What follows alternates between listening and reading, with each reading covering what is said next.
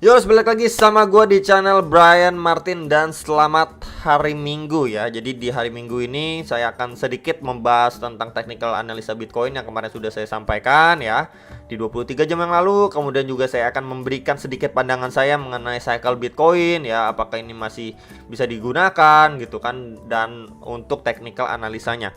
Oke, jadi yang pertama akan saya bahas ya, ini adalah dari si Bitcoin Rainbow Chart ya. Jadi banyak banget juga yang nanyain apakah cycle-nya ini masih bisa kita pergunakan. Oke, jadi kita telusuri dulu lebih dalam teman-teman ya. Ini akan saya besarin dulu aja biar lebih enak ngeliatnya. Oke ya. Oke guys, jadi kita bisa lihat ya, kalau misalkan kita beracuan dengan cycle-nya, ini kita lihat di akhir tahun 2013 ya, di bulan 11, di bulan 12, kisaran-kisaran itu Bitcoin mencapai peak point-nya. Kita bisa lihat dari mana peak point-nya. Kalau berdasarkan Bitcoin Rainbow Chart Price Action ini ya udah dia itu hit di bagian paling atas dari warna-warni pelangi ini, yang dimana itu warna merah tua atau merah pekat gitu kan. Nah kemudian dia turun ya, kemudian sideways masuk ke zona warna biru ini, yang dimana itu basically a fire sale. Jadi udah benar-benar extra diskon lah kurang lebihnya ya, halving Bitcoin. Kemudian dia going up lagi sampai peak pointnya kembali di akhir tahun 2017. Berarti selama perjalanan ini dari peak point sebelumnya ke peak point selanjutnya itu kan dari 2013 akhir ke 2017 akhir, berarti itu 4 tahun ya, cycle-nya per 4 tahun. Nah kemudian kita bandingkan dari akhir 2017 ke akhir 2021 teman-teman ya. Di akhir 2021 ini ya, bahkan dia ini nggak mencapai, ataupun selama proses di tahun 2021 itu dia nggak mencapai zona warna merah ini. Berarti kalau misalkan kita beracuan dengan cycle 4 tahunnya, berarti ini udah nggak bisa dipakai lah menurut saya gitu ya, karena dari peak point ke peak pointnya sebelumnya itu per 4 tahun, tapi dia ke 2021 ya 4 tahun setelah akhir 2017 dia nggak mencapai peak point, atau ya minimal hit lah di warna merah ini aja enggak gitu ya, hampir menyentuh aja enggak, ini masih jauh. Kita terakhir cuman nyentuh sedikit di bagian orange ini ya, yang itu adalah FOMO ya. Di bagian FOMO ini warna oranye pekat gitu ya, kemudian maksimal ke area situ aja, kemudian dia turun ya ke warna hijau, warna kuning ya teman-teman. Jadi memang belum masuk peak point-nya. Jadi menurut saya pribadi, pandangan saya untuk cycle per 4 tahunnya ini udah nggak begitu bisa dipakai atau dipergunakan gitu ya, karena kita lihat dari peak point sebelumnya juga per 4 tahunnya aja ini kita nggak mencapai gitu ya. Jadi harusnya memang cara, kalau misalkan kita lihat dari Bitcoin Rainbow Price Action Chart ini ya, kalau memang kita benar-benar ya siklus 4 tahunnya ini berjalan atau berfungsi ya, setidaknya kita masuklah ke nomor 2 ya, warna merah nomor 2 ini, merah ke orange-oranye itu memang masuk hit di sekitaran 100 ribu awal dolar gitu ya. Cuman kita nggak nyampe sana, cuman 69 ribuan dolar aja udah kena reject dan lain sebagainya. Jadi memang masih sangat mungkin sekali untuk si Bitcoin ini masih melanjutkan bulurannya. Jadi bulurannya akan lebih panjang gitu ya, bisa aja di akhir tahun 2022 atau di awal bahkan pertengahan tahun 2023 Bitcoin bisa aja mencapai sekitaran 100 ribuan dolar. Itu masih sangat mungkin gitu ya. Jadi nggak usah nunggu 4 tahun lagi untuk si Bitcoin itu mencapai peak point. Karena memang sekarang gini teman-teman ya, logikanya sekarang ini kan banyak institusi yang udah masuk ya kan, dana-dana besar udah mulai masuk ya, dan udah mulai banyak negara yang mengadopsi si Bitcoin ya. Karena banyak campur tangan ini, mereka kan punya kepentingan masing-masing gitu kan. Jadi siklus tahunan yang tertata dengan rapi per 4 tahun itu ya udah nggak mungkin secara mudah lagi kita akan temukan di market kripto ini, khususnya Bitcoin, karena memang sudah banyak campur tangan gitu dari institusi dan lain sebagainya, dan mereka punya kepentingan masing-masing dan juga mungkin area beli yang berbeda-beda gitu ya. Jadi kita nggak bisa mengekspektasikan market akan dengan mudah per 4 tahun dia bakal ngepump sampai peak pointnya, nanti kita jual rame-rame, kemudian nanti ketika dia drop lagi kita serok rame-rame lagi, ya udah nggak bisa semudah itu lagi gitu ya kalau misalkan kita beracuan pada siklus sebelumnya. Kemudian apalagi nih yang mendukung menurut saya gitu ya untuk si Bitcoin itu bisa di akhir tahun ini, atau bahkan di awal atau maupun pertengahan tahun 2023 itu bisa mencapai sekitaran 100 ribu dolar. Karena kita bisa lihat juga dari contohnya aja ya, peperangan antara Rusia dengan Ukraina itu kan terjadi adanya percepatan pengadopsian terhadap cryptocurrency gitu ya. Kita bisa lihat juga untuk menghindari sanksi, si Rusia ini bisa memanfaatkan cryptocurrency. Nah kemudian dari Ukraina juga kita bisa melihat juga dia membuka, istilahnya membuka sumbangan gitu ya dengan cara sangat mudah. Dia kasih aja address ya kan di Twitter mereka, di Twitter resminya. Nah, nih istilahnya gampangnya gini nih. Nih lu kalau misalkan mau donasi ke negara gua lewat Bitcoin bisa nih.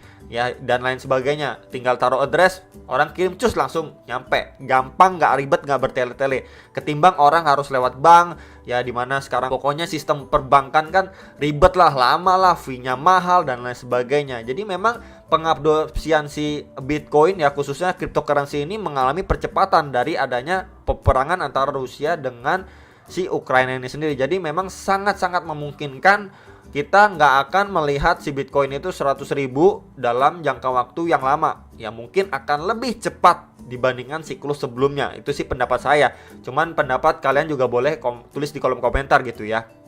Nah kemudian terakhir, kalau misalkan nanyain apakah si Bitcoin ini akan menjadi abu dan lain sebagainya, ya menurut saya enggak lah gitu ya. Bahkan ini kita tahu juga ya untuk si Bitcoin ini sendiri kan bisa ditambang ya, di mining gitu kan istilahnya ya.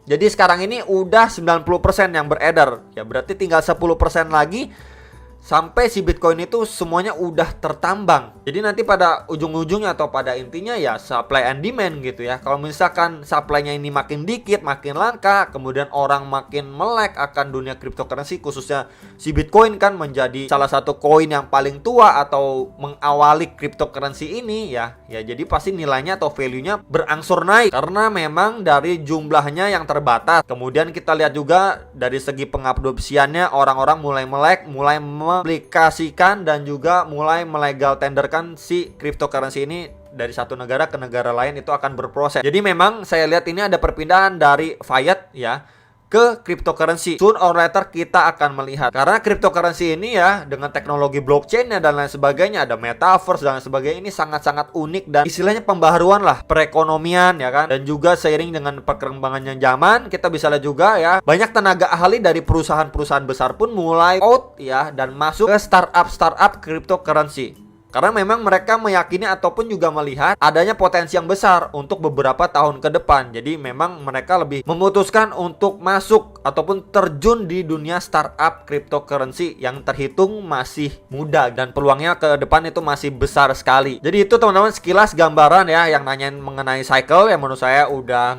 nggak gitu valid, dan kita akan berpeluang melihat si Bitcoin itu mencapai $100.000 ya. Kita nggak ngomongin 200.000, 300.000, 1 juta nggak. Ya jadi lebih realistis aja, $100.000 itu bisa dicapai oleh si Bitcoin, nggak usah nunggu sampai per 4 tahun lagi gitu ya.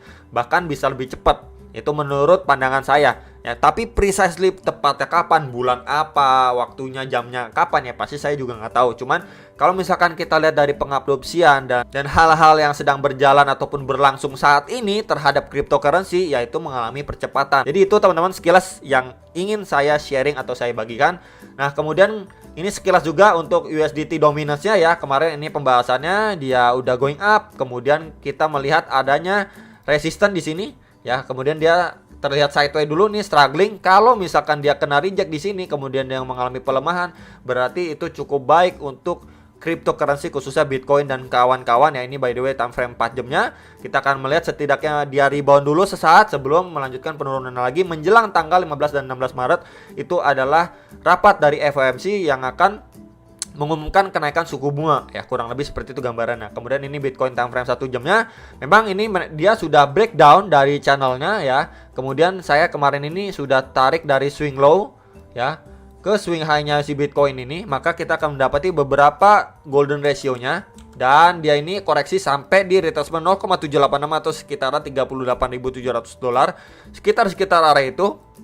Kita bisa lihat ya, ini benar-benar mampu ditahan untuk laju penurunan si Bitcoin, dan sekarang lagi mantul untuk testing di EMA 34 atau garis warna birunya. Ya, next lagi di garis warna merah atau di EMA 55 itu di sekitaran 40.100-an dolar. Ya, jadi memang seolah-olah dia ini seperti fake out. Jadi seperti fake out itu seperti apa, bro? Maksudnya.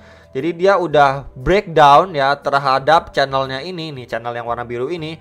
Kemudian dia ini mau balik lagi atau mencoba masuk kembali ke channel. Jadi seolah-olah itu seperti fake out, tapi at the same time dia malah kena reject kembali untuk melanjutkan penurunannya.